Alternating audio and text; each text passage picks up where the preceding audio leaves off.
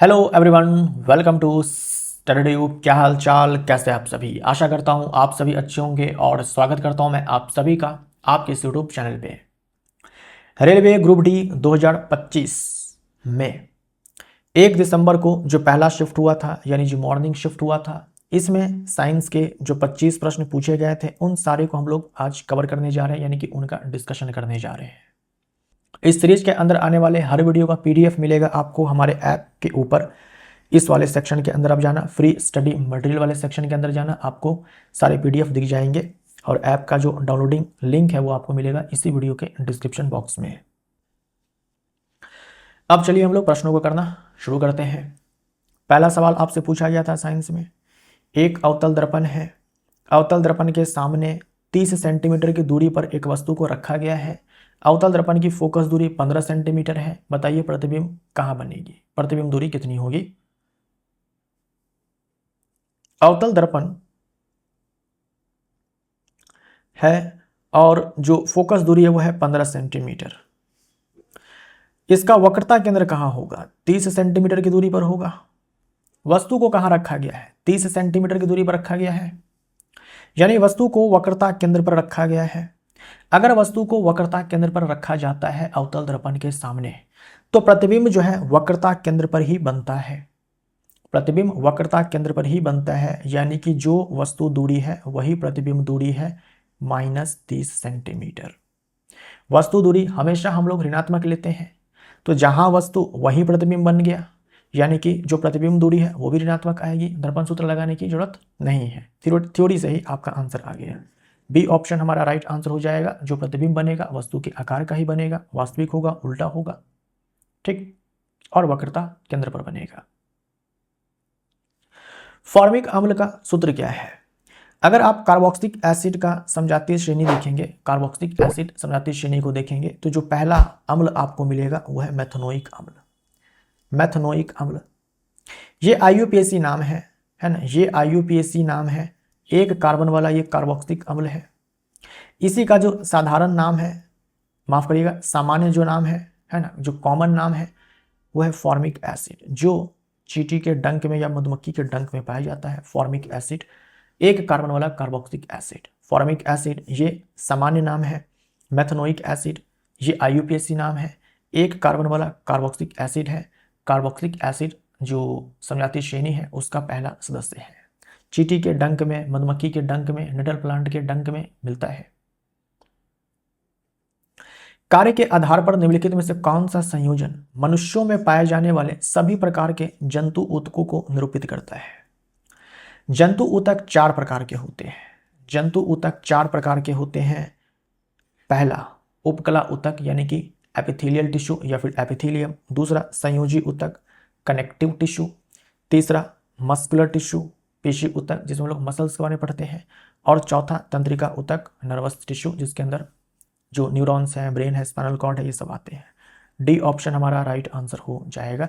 ये 4 प्रकार के ऊतक जो है, 4 प्रकार के ऊतक होते हैं जंतुओं के शरीर में। सबसे ज्यादा जो ऊतक पाया जाता है जंतुओं के शरीर में वो है संयोजी ऊतक। Most common tissue connective tissue, संयोजी ऊतक। नर जनन तंत्र में शुक्र वाहिका का मुख्य कार्य क्या है? वास डिफरेंस इसे इंग्लिश में बोलते हैं। इसका मेन फंक्शन क्या है, मुख्य कार्य क्या है? नर जनन तंत्र का ये भाग है, मेल रिप्रोडक्टिव सिस्टम का ये पार्ट है। अगर हम नर जनन तंत्र को देखें तो जो शुक्राणु होता है, स्पर्म होता है, वो बनता है इस वृषण में, है ना। इस वृषण में बनता है, टेस्टिस में बनता है, इस वृषण में बनता है। वृषण जो है एक थैले जैसी संरचना के भीतर पाया जाता है, जिसे स्क्रोटम कहा जाता है, वृषण कोश कहा जाता है।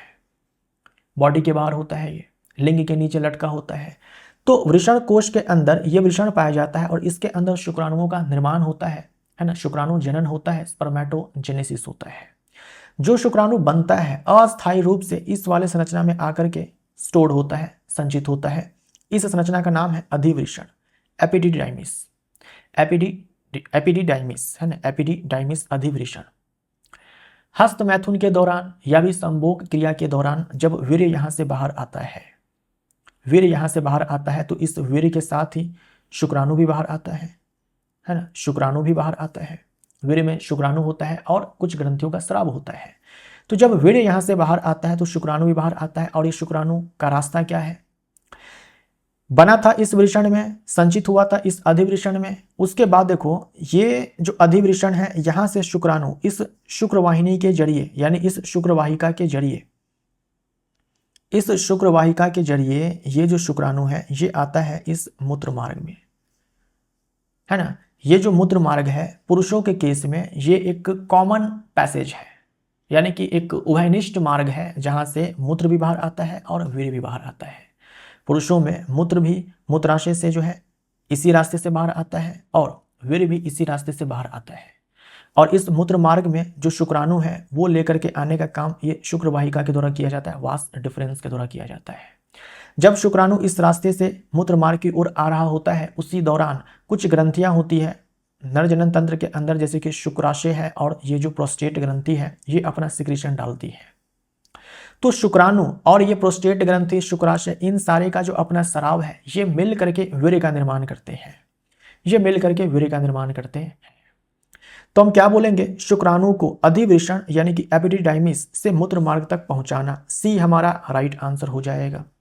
शुक्राणु उत्पादन तो वृषण का काम है, टेस्टिस का काम है ना, टेस्टिस का काम है। शरीर के तापमान को नियंत्रित करना, ये आप किसका बोल सकते हो, क्या आप हाइपोथैलेमस का बोल सकते हो जो हमारे मस्तिष्क में है ना। ये तो हम हाइपोथैलेमस का बोल सकते हैं कि काम है।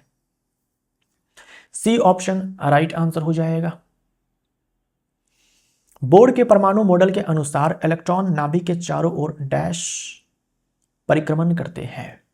देखो नील्स बोर ने जो अपना परमाणु मॉडल दिया था उसमें उन्होंने कहा था कि नाभिक के चारों ओर इलेक्ट्रॉन चक्कर लगाते हैं, ये तो रदरफोर्ड ने भी कहा था। नील्स बोर ने कहा कि नाभिक के चारों ओर जो इलेक्ट्रॉन चक्कर लगाते हैं वो ऐसा नहीं है कि कहीं पर भी चक्कर लगा लेते हैं। उन्होंने कहा था कि कुछ निश्चित कक्षाएं होती हैं, केवल उन्हीं में इलेक्ट्रॉन चक्कर लगाते हैं। उन्हें कहा जाता है विविक्त कक्षा, डिस्क्रीट ऑर्बिट कहा जाता है, विविक्त कक्षा कहा जाता है। इसे ही ऊर्जा स्तर भी कहा जाता है। ये जो विविक्त कक्षाएं होती हैं इसी को ऊर्जा स्तर भी कहा जाता है, ऊर्जा स्तर भी कहा जाता है। नील्स बोर के हिसाब से इलेक्ट्रॉन या तो इस वाले ऑर्बिट में चक्कर लगाएगा, इसमें नहीं लगाएगा तो भाई इसमें लगाएगा, इसमें नहीं लगाएगा तो इस वाले में लगाएगा, नहीं तो इस वाले में लगाएगा। ऐसा नहीं है कि इलेक्ट्रॉन यहां पर भी घूम लेगा, यहां पर भी घूम लेगा, यहां पर भी घूम लेगा, यहां पर भी घूम लेगा, ऐसा नहीं होता है, ऐसा नहीं होता है।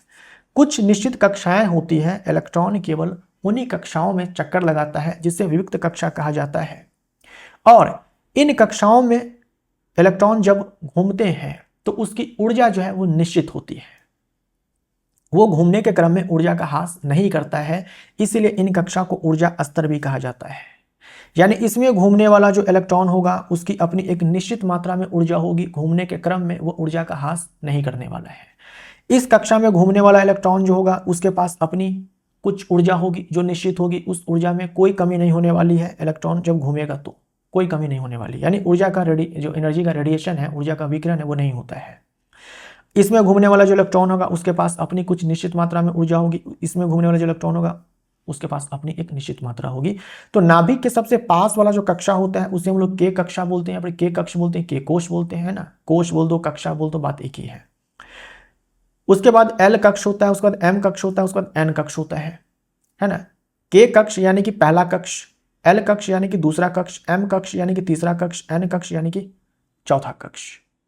ठीक, डी हमारा राइट आंसर हो जाएगा। और नाभिक के चारों ओर इलेक्ट्रॉन जो है सर्कुलर पाथ पे घूमते हैं, है ना, वर्तुलाकार मार्ग पे घूमते हैं या फिर वृत्तीय पथ पर घूमते हैं, ऐसा तो रदरफोर्ड ने ही कह दिया था। कोशिका में लाइसोसोम की क्या भूमिका होती है? कोशिका में लाइसोसोम की क्या भूमिका होती है? इसे कहा जाता है सेल का क्लीनअप सिस्टम, अपशिष्ट निपटाने वाला तंत्र। अपशिष्ट निपटाने वाला तंत्र जो लाइसोसोम होता है वो एक झिल्ली से घिरी हुई संरचना होती है ना, एकल झिल्ली युक्त संरचना होती है। इस एकल झिल्ली युक्त संरचना के भीतर बहुत ही पावरफुल एंजाइम्स होते हैं, है ना। एक कोशिका के अंदर जितने भी पदार्थ हैं सबको तोड़ ताड़ देने वाले एंजाइम्स इसके पास मौजूद है। प्रोटीन हो, कार्बोहाइड्रेट हो, न्यूक्लिक एसिड हो, कुछ भी हो, सबको तोड़ने वाला एंजाइम इसके अंदर भरा होता है लाइसोसोम के अंदर।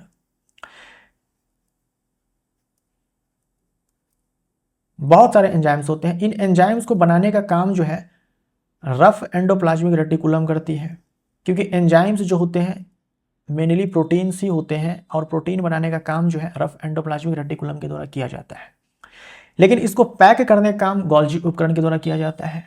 इस लाइसोसोम का काम क्या होता है भाई? कोशिका के अंदर ये लाइसोसोम है, कोशिका के अंदर कोई कोशिकांग मर गया या फिर कोशिका के अंदर किसी कोशिकांग का कोई पार्ट टूट फूट गया, तो कोशिका के अंदर ही उस पदार्थ को जो है अपने एंजाइम से ये नष्ट कर देता है, अपने अंदर लेकर के और उसको पचा देगा, नष्ट कर देगा। बाहर से कोई बैक्टीरिया घुस गया कोशिका के अंदर, तो उस बैक्टीरिया को भी अपने पास बड़े प्यार से बुलाएंगे अंदर में और अपने एंजाइम से उसको मार देगा। तो विजातीय पदार्थों का पाचन करना, सी हमारा राइट आंसर हो जाएगा। विजातीय पदार्थों का पाचन करना, सी हमारा राइट आंसर हो जाएगा। एटीपी का उत्पादन करना, ये वायवीय श्वसन के प्रक्रिया में ऐसा होता है, और ये काम किसका है? ये काम है माइटोकॉन्ड्रिया का। सूत्रकणिका बोलते हैं इसे हिंदी में, माइटोकॉन्ड्रिया। निम्नलिखित में से कौन सा कार्बन यौगिक सामान्य परिस्थितियों में नीली गैर कालिखी लौ के साथ जलता है? नॉन सूटी फ्लेम के साथ जलता है और ब्लू फ्लेम है, यानी नीली ज्वाला उत्पन्न करता है और काला धुआं भी उत्पन्न नहीं होता है। नीली ज्वाला और काला धुआं, नीली ज्वाला उत्पन्न होती है और काला धुआं भी उत्पन्न नहीं होता है। नॉन सूटी फ्लेम का मतलब वो ज्वाला जहां आपको काला धुआं देखने को नहीं मिलता है। तो जब भी ब्लू फ्लेम आपको मिलेगा, है ना, ब्लू फ्लेम आपको मिलेगा, नीली ज्वाला जब भी उत्पन्न होती है तो उसके साथ काला धुआं उत्पन्न नहीं होता है।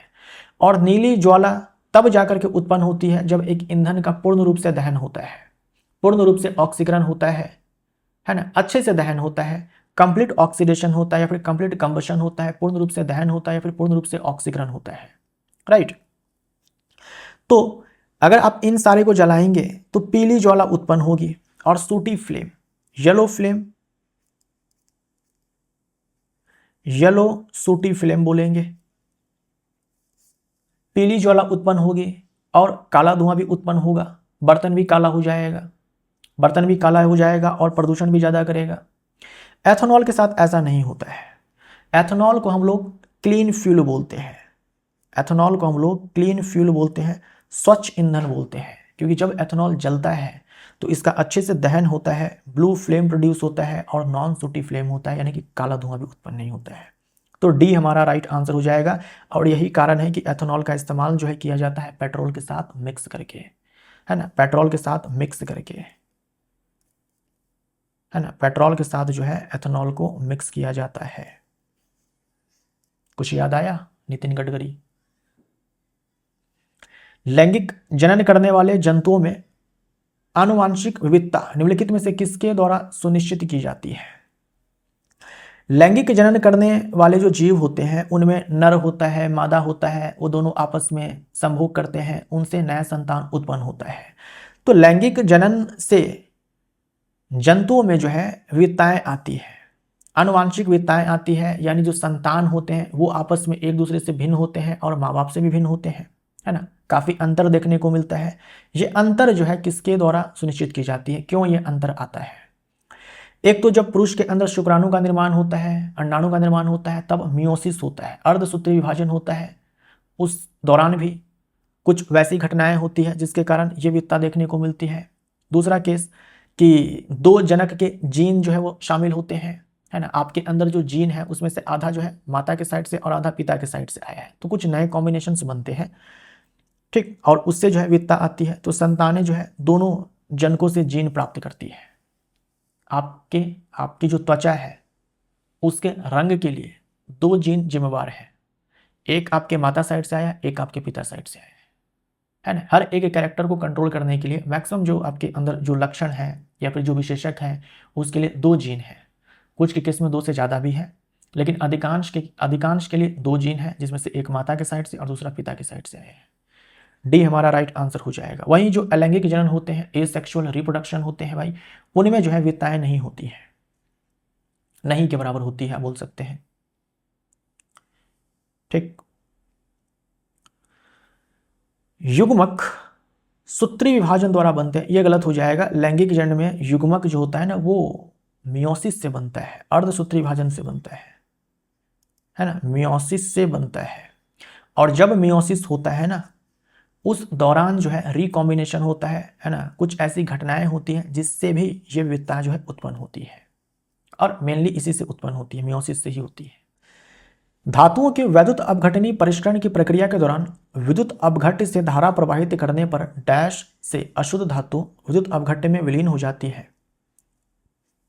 विद्युत अपघट्य यानी कि इलेक्ट्रोलाइट इंग्लिश में बोलते हैं, यानी एक ऐसा विलयन जिससे धारा का प्रवाह होता है ना, चाहे अम्लीय विलयन हो सकता है, चाहे वो लवणीय विलयन हो सकता है, चाहे कोई क्षारीय विलयन हो सकता है। एक ऐसा विलयन जिससे धारा का प्रवाह हो सकता है, करंट फ्लो कर सकता है, उसी को हम लोग इलेक्ट्रोलाइट बोलते हैं, विद्युत अपघट्य बोलते हैं।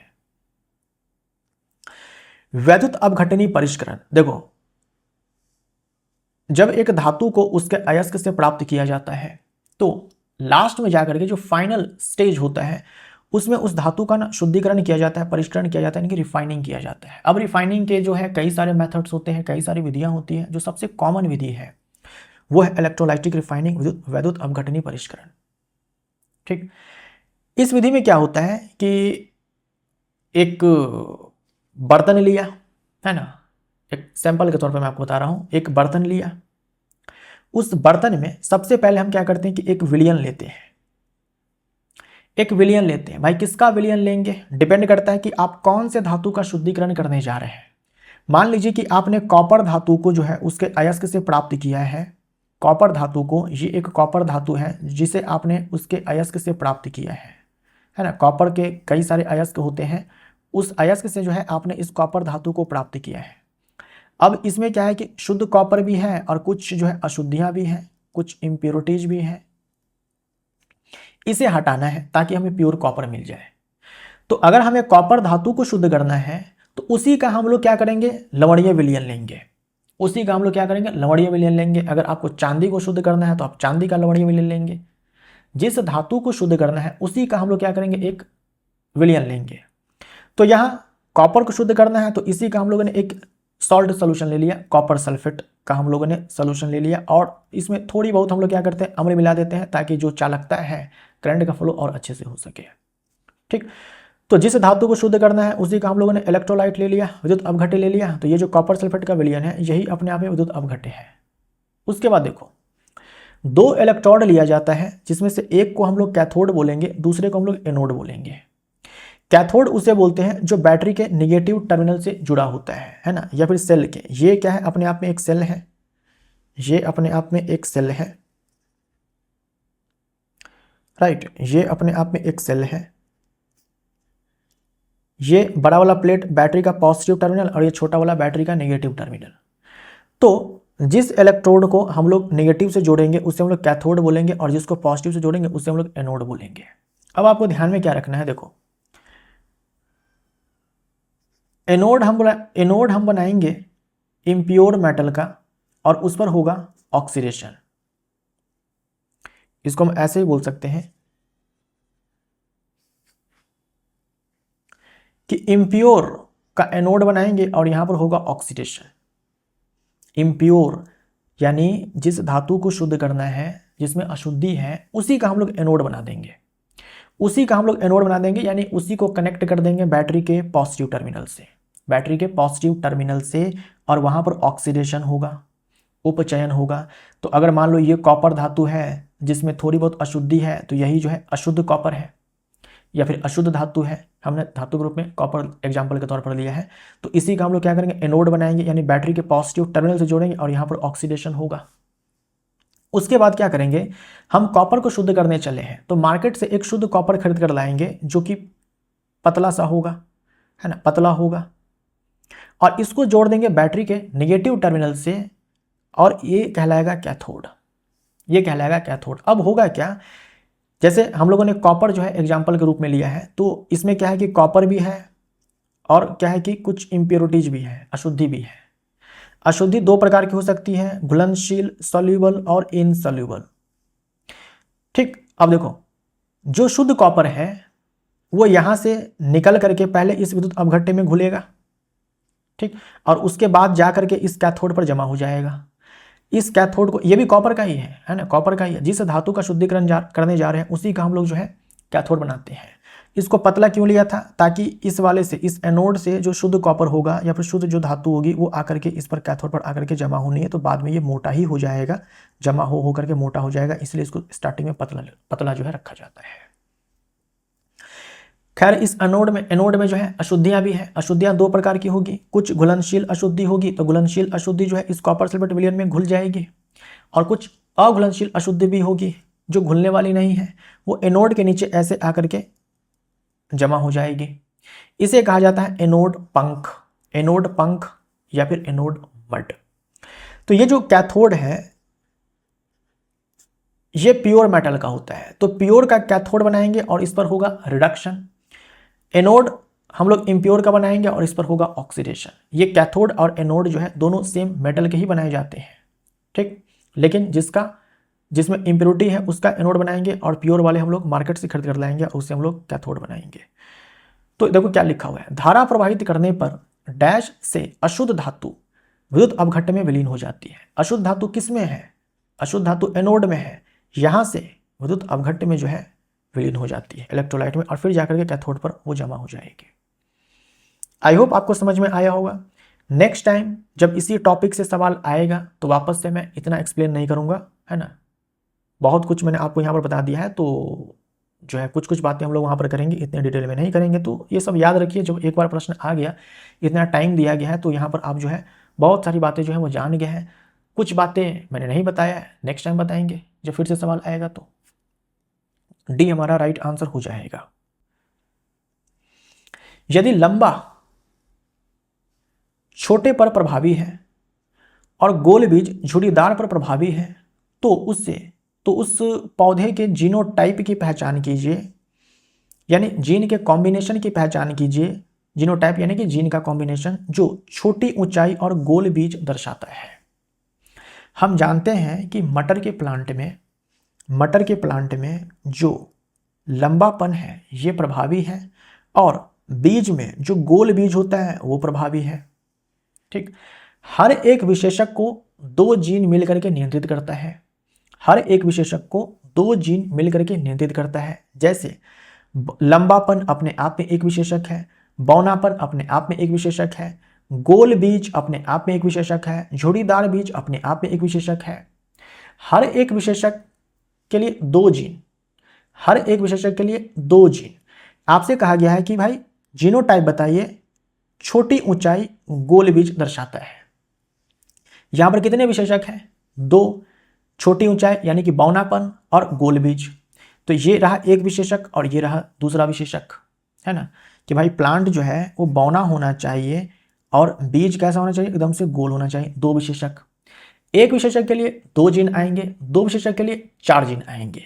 तो आपको जो जीनोटाइप मिलेगा उसमें चार जीन्स नजर आने चाहिए, है ना, चार जीन्स नजर आने चाहिए। यहाँ तीन ही है, इसको उड़ा दो, यहाँ तीन ही है, इसको उड़ा दो, तो दो तो आप ऐसे उड़ा देते हैं, ठीक। अब देखिए आपसे कहा गया है कि जो ये लंबापन है ना, ये बौने पर प्रभावी है।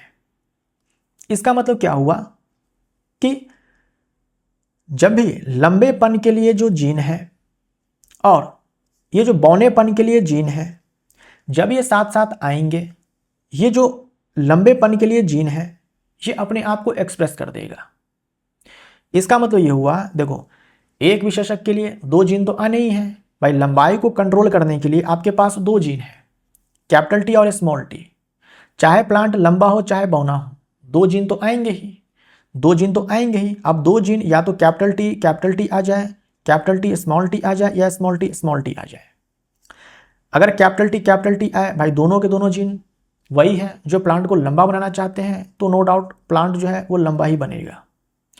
तब क्या होगा, जब एक कैपिटल टी और स्मॉल टी आ जाए, तो आपसे कहा गया है कि जो लंबा है ना, ये जो कैपिटल टी है ये प्रभावी है, यानी जब भी ये स्मॉल टी के साथ आएगा लंबा वाला जीत जाएगा, कैपिटल टी जीत जाएगा, यानी ये भी प्लांट को लंबा बना देगा। क्यों भाई? क्योंकि कैपिटल टी जो है डोमिनेंट है, प्रभावी है, ये खुद को एक्सप्रेस कर देगा, यानी ये जीव को लंबा बना देगा।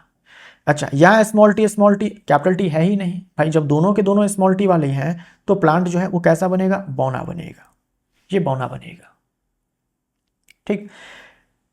अब देखो यहाँ क्या लिखा हुआ है, छोटी ऊंचाई। ये जो प्लांट है ये छोटी ऊंचाई वाली, तो छोटी तो भाई तभी बनने वाली है जब दोनों के दोनों स्मॉल टी वाले हो, तभी बनने वाली है। तो जीनोटाइप में आपको दोनों के दोनों स्मॉल टी ही दिखेंगे, कैपिटल टी नहीं दिखेगा। ये भी कट गया, ऑप्शन हमारा डी सही हो जाएगा। आगे देख लेते हैं, गोल बीज दर्शाता है। गोल बीज दर्शाता है, आपसे कहा गया कि गोल बीज का जो जीन है वो झुर्रीदार वाले पर प्रभावी है, यानी कि ये तो तय है भैया, गोल बीज हो या झुर्रीदार बीज हो, दो जीन तो आएंगे ही, दो जीन तो आएंगे ही। अब दो जीन किस किस प्रकार से आ सकते हैं, capital R capital R, capital R small R और small R small R. Capital R अगर ये दोनों आ जाए तो बीज जो है वो गोल बनने वाली है, राउंड बनने वाली है। अगर कैपिटल आर स्मॉल आर आ जाए तो भी बीज जो है वो राउंड ही बनने वाली है। क्यों? क्योंकि कहा गया है कि जो कैपिटल आर है वो जो गोल बीज है वो झुर्रीदार पर प्रभावी है, यानी कैपिटल आर जब भी आएगा खुद को जो है एक्सप्रेस कर देगा, यानी बीज को गोल बना देगा। लेकिन अगर क्या होगा, जब कैपिटल आर आया ही नहीं, दोनों के दोनों स्मॉल ही है, तो बीज जो है झुर्रीदार बनेगा, ऐसे रिंकल्ड बनेगा, झुर्रीदार बनेगा। समझे आप? हमारे केस में कहा गया था जीनोटाइप उसका क्या होगा, जो छोटी ऊंचाई है और गोल बीज है। तो भाई गोल बीज है तो कॉम्बिनेशन क्या बनेगा, छोटी ऊंचाई है तो स्मॉल टी बनेगा। गोल बीज के लिए दोनों कैपिटल आर हो सकता है, या फिर क्या हो सकता है, एक कैपिटल आर दूसरा स्मॉल आर हो सकता है। या तो ये दिखेगा या तो ये दिखेगा, दोनों में से कोई एक दिखेगा। देखो कौन सा है ना, ये वाला हमें दिख रहा है, तो डी ऑप्शन हमारा राइट आंसर हो जाएगा। 20 न्यूटन का एक नेट क्षैतिज बल 4 किलोग्राम के एक ब्लॉक पर जो प्रारंभ में 5 सेकंड तक विराम अवस्था में है कार्यरत है, ब्लॉक की अंतिम चाल ज्ञात कीजिए। V बराबर U प्लस ए टी हो जाएगा। ठीक, हमें V चाहिए, ब्लॉक की अंतिम चाल चाहिए, विराम अवस्था में स्टार्टिंग में ये 0 हो जाएगा। त्वरण हमें पता नहीं है, लेकिन त्वरण निकालने के लिए हमें बल दिया हुआ है और साथ में द्रव्यमान भी दिया हुआ है। तो हम क्या करेंगे, बल बट्टे में द्रव्यमान कर देंगे, और समय 5 सेकंड दिया हुआ है, ये आ जाएगा 25 metre per second. C option right answer हो जाएगा। संभारिकों का कौन सा गुणधर्म सदैव भिन्न होता है? जो संभारिक होते हैं वो अलग अलग तत्व के परमाणु होते हैं। जो संभारिक होते हैं वो अलग अलग तत्व के परमाणु होते हैं। फॉर एग्जाम्पल सबसे फेमस जो आपको पढ़ना है, आर्गन और calcium. Argon atomic number 18, calcium atomic number 20, लेकिन दोनों का जो द्रव्यमान संख्या वो 40-40 है। अब देखो, ये आर्गन का परमाणु, ये कैल्शियम का परमाणु है, अलग अलग तत्व के परमाणु है। अगर अलग अलग तत्व के परमाणु होंगे तो सबसे पहले इनकी परमाणु संख्या जो है वो अलग अलग होगी। सदैव भिन्न होता है क्या, परमाणु क्रमांक, परमाणु संख्या। बी ऑप्शन राइट आंसर हो जाएगा। और इनकी जो द्रव्यमान संख्या है, द्रव्यमान संख्या यानी कि न्यूट्रॉन प्लस प्रोटॉन की संख्या, जिसे आप न्यूक्लियॉन की कुल संख्या भी बोल सकते हो, वो एक समान होती है। बी हमारा राइट आंसर हो जाएगा। निम्नलिखित में से कौन सा कथन सही नहीं है? कौन सा कथन सही नहीं है? प्रिज्म में यदि श्वेत प्रकाश का उपयोग किया जाए तो विक्षेपण हो सकता है। सही है।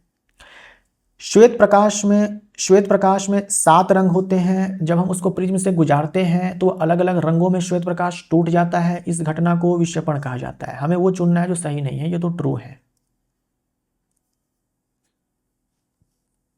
प्रिज्म में आपतित किरण और निर्गत किरण सदैव समानांतर होती है। नहीं, ऐसा नहीं होता है, ये गलत हो जाएगा। आपतित किरण और निर्गत किरण एक दूसरे को काटते हैं, समानांतर नहीं होते हैं। ये प्रिज्म है, ये आपतित किरण है, ये प्रिज्म के अंदर अपवर्तित किरण है, और ये निर्गत किरण है। ठीक, आपतित किरण की दिशा ये थी, इसको आगे बढ़ा दिया। ये निर्गत किरण है, इसको हम थोड़ा पीछे लेकर जाते हैं। ठीक, तो यहाँ पर ये एक दूसरे को काटते हैं, और ये जो एंगल बनता है इसे हम लोग एंगल ऑफ डेविएशन बोलते हैं। एंगल ऑफ डेविएशन बोलते हैं, और इसे हम लोग डेल्टा से डिनोट करते हैं, विचलन कोण बोलते हैं। ये जो है ये विचलन कोण है।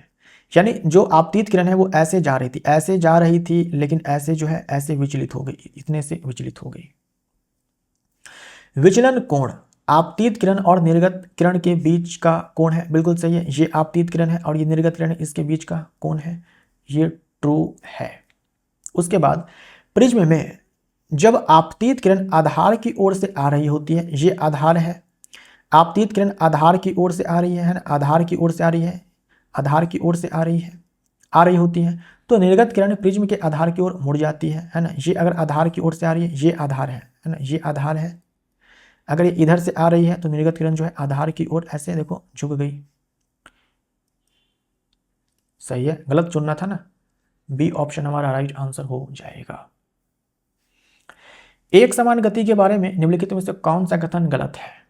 एक समान गति, मान लीजिए कोई कार है ना, ये कौन सा कार है, कोई गाड़ी है ना, मान लीजिए कि ये 50 किलोमीटर पर आवर की स्पीड से चल रही है। ये कोई गाड़ी है ना, ये कोई गाड़ी है जो 50 किलोमीटर पर आवर की स्पीड से चल रही है। मतलब कि ना तो इससे ज़्यादा स्पीड हो रही है ना इससे कम हो रही है, बस इस पर अटक गई है, इस पर अटक गई है, इस पर अटक गई है। मतलब कि जो समय के साथ है जो इसकी स्पीड है वो नहीं बदल रही है, नहीं बदल रही है।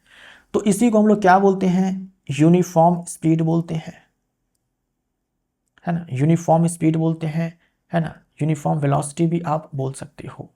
यानी वेग में परिवर्तन नहीं हो रहा है। अगर वेग में परिवर्तन नहीं होगा तो त्वरण क्या होगा? जीरो होगा।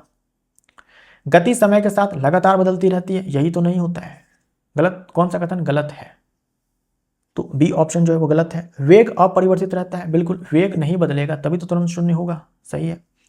पिंड समान समय अंतराल में समान दूरी तय करता है, बिल्कुल सही है। अगर ये स्पीड, इस पर स्पीड अटक गई है आकर के, इसका मतलब हर 1 घंटे में 50 किलोमीटर दूरी जो है तय किया जा रहा है इस गाड़ी के द्वारा। ये स्टेटमेंट भी सही है, बी ऑप्शन हमारा राइट आंसर हो जाएगा। निम्नलिखित में से कौन सा प्रेक्षण इस बात की पुष्टि करता है कि कोई विलयन अम्लीय है? कोई विलयन अम्लीय है तो ब्लू लिटमस पेपर को या फिर नीला लिटमस जो विलयन होता है उसको जो अम्ल होता है वो रेड कर देता है, ब्लू को रेड कर देता है ना, ब्लू को रेड कर देता है।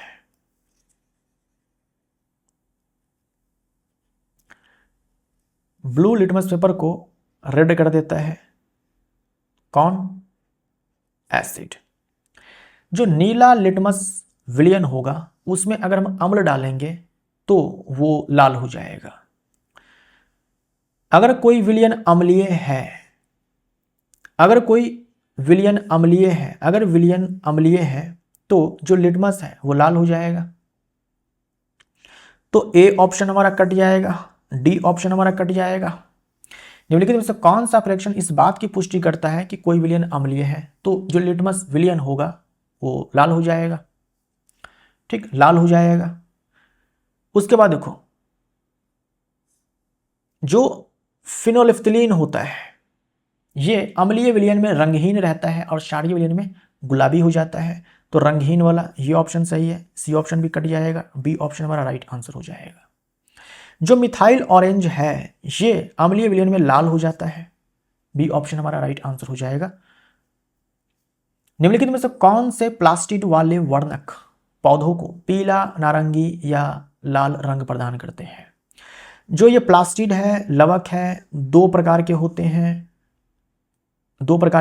ल्यूकोप्लास्ट और ये क्रोमोप्लास्ट।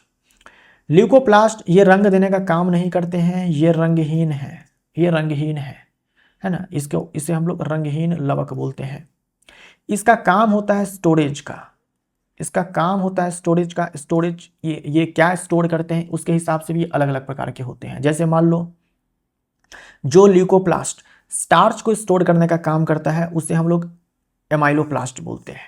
तो ये जो एमाइलोप्लास्ट है ये अपने आप में क्या है? ल्यूकोप्लास्ट ही है, ठीक। उसके बाद जो प्लास्टिड, जो लवक रंग देने का काम करते हैं, प्लांट को रंगीन बनाने का काम करते हैं, उसे हम लोग क्या बोलते हैं? क्रोमोप्लास्ट कहते हैं। जो क्रोमोप्लास्ट पौधों को हरा रंग देने का काम करता है उसे हम लोग क्लोरोप्लास्ट कहते हैं।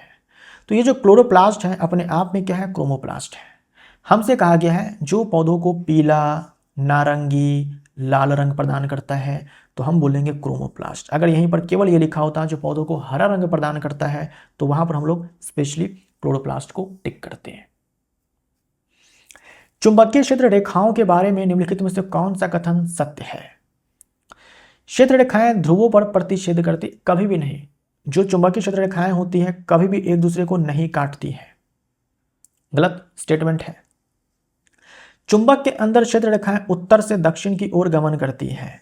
ये एक क्षण चुंबक है, ये नॉर्थ पोल है, ये साउथ पोल है। तो नॉर्थ से निकलती है और साउथ में एंटर करती है चुंबक के बाहर। चुंबक के बाहर चुंबकीय क्षेत्र रेखा की ये दिशा होती है, लेकिन चुंबक के भीतर साउथ से नॉर्थ की ओर इसकी दिशा होती है। यहाँ लिखा हुआ है चुंबक के अंदर क्षेत्र रेखा उत्तर से दक्षिण की ओर गमन करती है। उत्तर से दक्षिण की ओर गलत हो जाएगा। जहां रेखाएं पास पास होती है वहां चुंबकीय क्षेत्र दुर्बल होता है, ये ठीक उल्टा बोल रखा है। जहां चुंबकीय क्षेत्र रेखाएं पास पास होती है वहां चुंबकीय क्षेत्र जो है वो मजबूत होता है ना, मजबूत होता है। चुंबक के बाहर क्षेत्र रेखाएं उत्तर से दक्षिण की ओर गमन करती है, बिल्कुल सही है। डी ऑप्शन हमारा राइट आंसर हो जाएगा। D option right answer. निम्नलिखित में से कौन सा वनों और जैव विविधता के संरक्षण का प्रमुख लक्ष्य है ना। जो हमारे जंगल है, जंगल में रहने वाले जो भांति भांति प्रकार के जीव है, विभिन्न प्रकार के जीव है ना, अलग अलग वैरायटी के जो जीव है उन्हें हमें बचाकर रखना है, उन्हें हमें बचाकर रखना है। इसका प्रमुख लक्ष्य क्या है? तो जो हमारे दादा परदादा पूर्वजों से मिली हुई जैव विविधता है इसे बचाकर रखना है ना, इसे बचाकर रखना, क्योंकि जब ये सारे नष्ट हो जाएंगे, वन हमारे नष्ट हो जाएंगे, जो भिन्न प्रकार के जीव है वो नष्ट हो जाएंगे, तो पूरा इकोसिस्टम डिस्टर्ब हो जाएगा। इकोसिस्टम जैसे ही डिस्टर्ब होगा हर जीव के ऊपर जो है खतरा आ जाएगा, ठीक, यानी सारे जीव जो है वो संकट में चले जाएंगे। डी हमारा राइट आंसर हो जाएगा, क्योंकि उससे जो है जो अलग अलग प्रकार के साइकिल से चलते हैं, nitrogen cycle, phosphorus cycle, oxygen cycle, water cycle, सारे डिस्टर्ब हो जाएंगे। सारे डिस्टर्ब हो जाएंगे तो जो भी धरती पर जीव जंतु है उन सारे को जो है नुकसान पहुंचेगा और उन सारे का जीवन जो है वो संकट में आ जाएगा। तो जो वन है, जो जैव विविधता है, हमें उसे जो है संरक्षित करके रखना होता है। निम्नलिखित में से किसे कार्बनिक यौगिक नहीं माना जाता है? कार्बनिक यौगिक नहीं माना जाता है, ठीक। एसिटिक अम्ल, मीथेन, एथेनॉल, ये सब के सब कार्बनिक अम्ल है। सोडियम कार्बोनेट अपने आप में एक आयनिक यौगिक है। कार्बनिक अम्ल जो होते हैं हमारे वो होते हैं सह संयोजक यौगिक, सह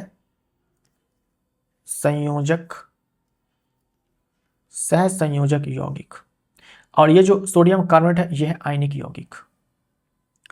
ग्रीन हाउस प्रभाव के लिए मुख्यतः कौन सी गैस उत्तरदायी है और जीवाश्म ईंधन के दहन पर उत्पन्न होती है? जीवाश्म ईंधन किसको बोलते हैं? जीवाश्म ईंधन जैसे कि कोयला है ना, जो जीवाश्मों से बने हैं, पेट्रोलियम है और जो नेचुरल गैस है, ये सारे जीवाश्म ईंधन हैं। जब ये सारे जलते हैं तो अगर ये अच्छे से भी जलते हैं तो कार्बन डाइऑक्साइड गैस मुक्त होती है, और कार्बन डाइऑक्साइड गैस जो है अपने आप में ग्रीन हाउस गैस है, जो ग्रीन हाउस इफेक्ट में जो है रोल प्ले करती है। ग्रीन हाउस इफेक्ट के कारण ही जो हमारी पृथ्वी है वो गर्म रहती है ना। हमारी पृथ्वी को गर्म रखने में जो है ग्रीन हाउस गैस का जो है रोल होता है, लेकिन यही ग्रीन हाउस गैस अगर जरूरत से ज़्यादा हो जाए तो पृथ्वी का तापमान भी जरूरत से ज़्यादा हो जाएगा, जिसे हम लोग ग्लोबल वार्मिंग कहते हैं। ये हमारा राइट आंसर हो जाएगा। एक वस्तु को सीधी ऊपर की ओर फेंका जाता है और वह अधिकतम 20 मीटर की ऊंचाई तक पहुंचती है। यदि हम जी का मान 10 मीटर पर सेकंड स्क्वायर ले तो उस वस्तु को फेंकने के समय उसकी प्रारंभिक चाल कितनी थी? अगर हम जमीन से किसी वस्तु को यू स्पीड से ऊपर की ओर फेंकते हैं और मान लीजिए कि वो वस्तु जो है वो मैक्सिमम एच हाइट तक ही जाती है, मान लीजिए मैक्सिमम एच हाइट तक ही जाती है। एच हाइट पे जाने के बाद वो जो है पिंड रुक जाता है, राइट। तो ये जो मैक्सिमम हाइट है इसे निकालने का फॉर्मूला जो है आप डायरेक्ट याद रखिए, u²/2g। क्या हमसे मैक्सिमम हाइट दिया गया है? नहीं। हमें जो क्या हमसे मैक्सिमम हाइट पूछा गया है? तो नहीं, हमें तो मैक्सिमम हाइट दिया गया है सवाल में, हमें तो ये u चाहिए कि किस स्पीड से फेंका गया था। g का मान आपको 10 मीटर पर सेकंड स्क्वायर लेना है, u का मान कितना आ जाएगा? 400 हो जाएगा, इसका स्क्वायर रूट निकालेंगे, 20 मीटर पर सेकंड हो जाएगा। सी ऑप्शन हमारा राइट आंसर हो जाएगा, सी ऑप्शन राइट आंसर। एक ही पदार्थ के दो तारों की लंबाई समान है लेकिन उनके अनुप्रस्थ परिच्छेद के क्षेत्रफल का अनुपात 1:4 है। अनुप्रस्थ काट का क्षेत्रफल जो तार होता है हमारा सर्कुलर होता है, तो इसी के एरिया के बारे में बात किया जा रहा है। दो तार है, समान लंबाई की है, दो तार है, समान लंबाई की है, लेकिन जो उसके अनुप्रस्थ काट का क्षेत्रफल है ना, ये जो पूरा एरिया है, ये जो पूरा एरिया है, मान लो ये A1 है, ये A2 है, तो ये A1 और A2 का जो रेशियो है ये 1:4 है, जबकि लंबाई दोनों का सेम है। प्रतिरोधों का अनुपात कितना होगा? तो प्रतिरोध और ये जो काट का क्षेत्रफल होता है इसके बीच में उल्टा संबंध होता है ना। जो प्रतिरोध होता है व्युत्क्रम अनुपाती होता है अनुप्रस्थ काट के क्षेत्रफल का। तो अगर उल्टा संबंध है और जो काट का क्षेत्रफल है उसका रेशियो ये है, तो ठीक इसका उल्टा रेशियो हो जाएगा प्रतिरोध का। अगर ये 1:4 का है तो 4:1 का अनुपात बनेगा। बी हमारा राइट आंसर हो जाएगा। निम्नलिखित में से कौन सा विकल्प तरंग के आयाम को सटीक रूप से परिभाषित करता है? तरंग के आयाम को सटीक रूप से परिभाषित करता है दो क्रमागत शिखरों के बीच की दूरी, दो क्रमागत शिखरों के बीच की दूरी या फिर दो क्रमागत गर्त के बीच की दूरी, इसे हम लोग क्या बोलते हैं? तरंग दैर्ध्य बोलते हैं। इसे तो हम लोग वेवलेंथ बोलते हैं, लैम्डा से डिनोट करते हैं। प्रति सेकंड कंपनों की संख्या, इसे हम लोग आवृत्ति बोलते हैं, इसे हम लोग आवृत्ति बोलते हैं। कण का अपनी माध्य स्थिति से अधिकतम विस्थापन, सी ऑप्शन हमारा राइट आंसर हो जाएगा। सी ऑप्शन हमारा राइट आंसर हो जाएगा।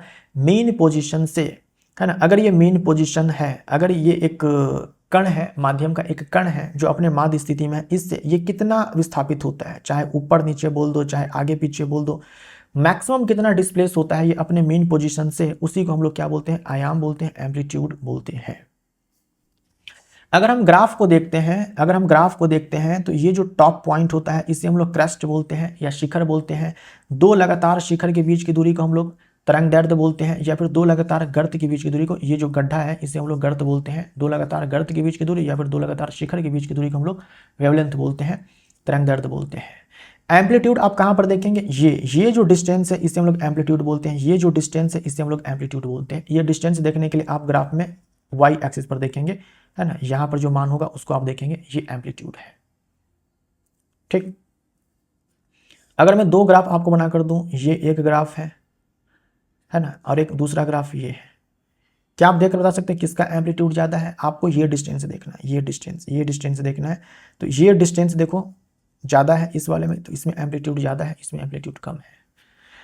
ध्वनि जिसका आयाम ज्यादा होता है वो ध्वनि मोटी होती है, और जिसका आयाम कम होता है, ध्वनि जिसका आयाम ज़्यादा होता है वो ज़्यादा लाउड होती है, प्रबल होती है। सी हमारा राइट आंसर हो जाएगा। और जिस ध्वनि की एम्पलीट्यूड कम होती है उसकी जो लाउडनेस है वो कम होती है, प्रबलता कम होती है।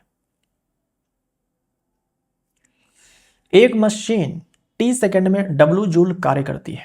मशीन की शक्ति P वाट निम्नलिखित में से किस संबंध द्वारा सही रूप मशीन की शक्ति P वाट निम्नलिखित में से किस संबंध द्वारा सही रूप से दी गई है?